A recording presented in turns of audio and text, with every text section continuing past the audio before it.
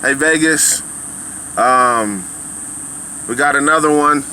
I've asked if she believes the earth is round or flat. And her response is, can we see her? Say hello. Hi, my name's Emily. Emily from New Woo. New Woo? The cannabis. She believes the earth is round due to what? I think the earth is round because that's what every book ever has always said. So only in books you believe it? Well, I don't plan on leaving this earth anytime soon to prove it. But have you seen the curve? No. So just because of pictures you believe it?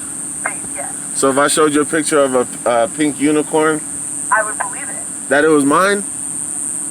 No, probably not. Right. So if I said I had a pink unicorn, I showed you a picture, I said it was mine, would you believe me? Probably not. That's what they've done.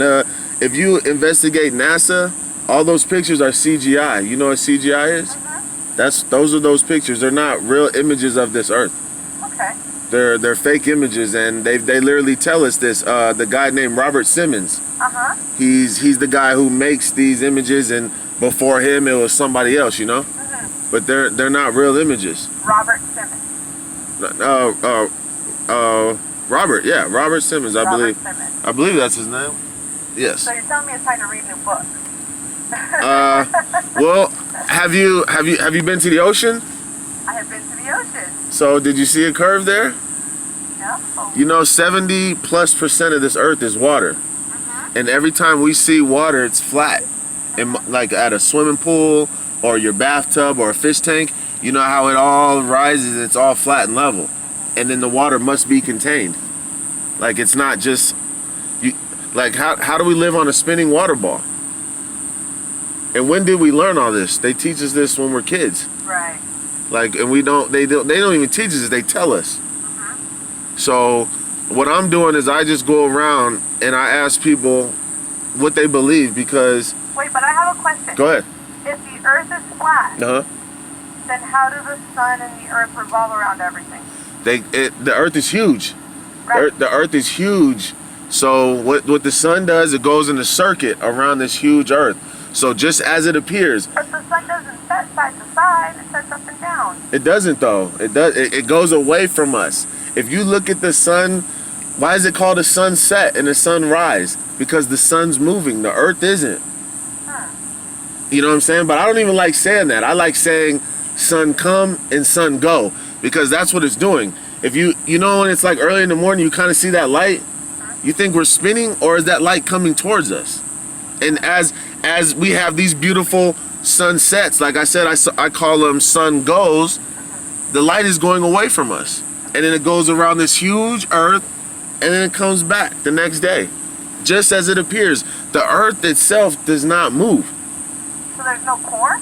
No, none of that is real. They've drilled, and the furthest they've drilled in was about 8 or 9 miles, but by that time it should be some type of heat or something going on. 8 or 9 miles in, you know. And this was overseas, I believe, in China or something. But okay, I'm gonna give you another Snapple fact. The Danyang Bridge in China, with a bridge which was built 2011. It's 120 miles long. There's no curve. So there's a curvature chart. I encourage you to look at it. Basically, the curve starts at 3 miles. So if you go 3 miles down the road, there should be a 6 foot drop or something. That doesn't make sense. So, a guy named D Marble, look him up. Okay. He did a laser test over 10 miles. Over 10 miles, it should be 50 feet of curvature. Right. There was no curve, and he did it over a body of water. The body of water was 10 miles. Him and a friend, they did the laser test 10 miles. Another thing is there was a picture taken. This was last year. There was a picture taken over Lake Michigan, and this is 50 miles or 75 miles, right? So he sends this picture in to the news, and the news says it's a mirage. So how is it a mirage? But it's like a perfect picture. So what this guy did, his name is Rob Skiba. He rented a boat, and he went to the same spot, put that picture in his camera, but he he sailed all the way to it with it like this until he could see it with his own eyes. Where's the curve? There should be over 1,700 feet. So he kept the camera level the whole time? He kept it on it all the way till he got there. And they want to say ships disappear, right? Like when we're looking at the ocean or whatever, ships supposedly go down like that, right? They don't. Water doesn't curve. I wish I had some water, but you know, water. It's you've been to the ocean. Right. It's flat. So look, if a ship disappeared in front of you like that, right? If you look to your left and to your right, both of those vision double what you look in front of you. So to your left and to your right, you know, let's say in front of you is 7. So you got 7 to your left, you got 7 to your right. Well, That's then how did things disappear over the horizon then? because we could only see so far. We could only see so far due to perspective and due to the atmosphere and everything. We can only see so far. But if you have a high-powered lens or telescope or anything, you can pull that stuff right back up because water doesn't curve. You can pull this all right back up. There's a guy named Augustin Picard back in 1931. 1931. I'm talking 1931. He went up, and what he saw was a flat disc with an upturned edge. He went all the way up as high as he can go he made a contraption like a air balloon. They actually did a commercial about this, a Hennessy commercial. Okay. There's a Hennessy commercial about Augustin Picard being the first person to reach the low atmosphere. But how come they don't tell us what he saw? They just talk about it. Right. But he saw a flat disc with an upturned edge. How is that a ball? Right. It's not. Huh. I know. All this sounds weird at first, just like Totally. I know, just like it did to me when I first heard it, and just like it was to him when he first heard it. But the guy I heard it from is very smart, and he just was like, dude, it's right here in front of us, man. It's not a conspiracy. It's just do your research, and he's like, just look up, look. And I mean, water does not curve. Yeah. Water does not stick to a ball. Right. And you can't duplicate that. There's never been a replica of a ball sticking or water sticking to a ball. There's never been proof that the earth spins or moves, and there's never been proof that there's a curve to the earth. Never. Never. But everybody believes we live on a ball. Everybody. Right. Because why? They drill us when we're kids and when we're at school, and they drill it and drill it and drill it, but you don't go back and forth like this. You don't ask questions, and it's just like that's what it is. And then not only that, it spins, and you know they got the globe, and you know it's terrible. But that's a lie for a huge deception that's come. But that's a whole different story for a whole nother day. But they've literally painted a picture of outer space. So like when you look up, you think you're looking into outer space, but you're not. You ever seen the TV show Under the Dome, or you ever seen like dome stuff like on like Hunger Games and stuff? That's what we live under. Yeah. We live under a dome. Yeah. So when you look up, you're looking at the dome. Well, my next question then, if that's the case, Yes. with who was it that supposedly was the first person to say the Earth was round? It was. I have no. I guess if you want to say that guy, Christopher Columbus. No. Oh, Nicholas Copernicus. No. Yes and no. It was Galileo. Oh, okay. Galileo said that the Earth was round, but Right. that he proved it was through a sundial, and that's how they told time back then. Right. So how does that work then? But the sundial proves the Earth's flat though, because the sun. Yeah, the sun goes. Yes.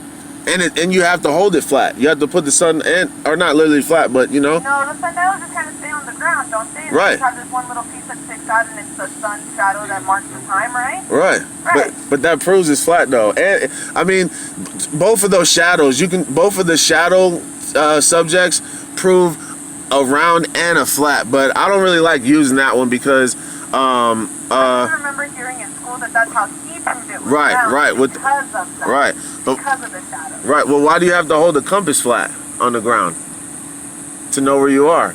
Do you have to hold the compass flat? Yes. Oh, I didn't know that. You can't just hold it up. You know, remember, you know on your phone how you try to. Yeah. Anyways, yes, compass you have to hold flat. An airplane flies up, it goes over a flat plane. I mean, take the T off a planet. What do you get? Take the what, I'm sorry? The T off a planet. Plane. Exactly. That's what we live on. Flat plane. We live on a plane, a flat, unmovable plane.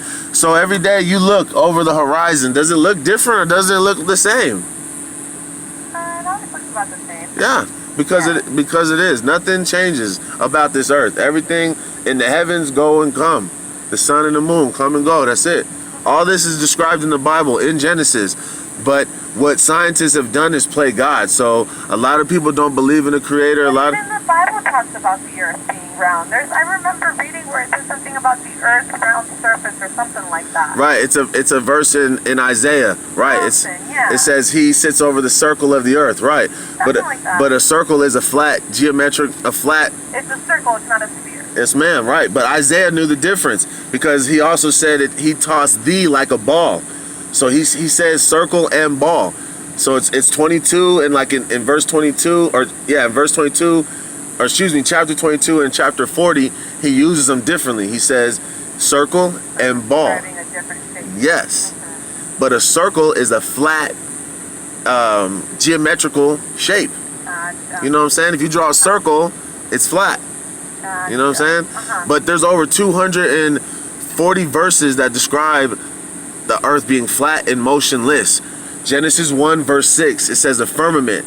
Yah created a firmament to separate the waters from above from the waters beneath. So the sky is blue because there's water above us. The separation of the water from above and beneath. There's a separation, there's a barrier, it's a dome. And they know all this. They tried to break the dome. They know about the edge, so they sealed it off. Antarctic Treaty. I mean, I've been doing this since last March, so that's why I got a lot of information. But the person who... Where can I find more? I'm going to give you my information once I close this. Because I have one line. Right, I know.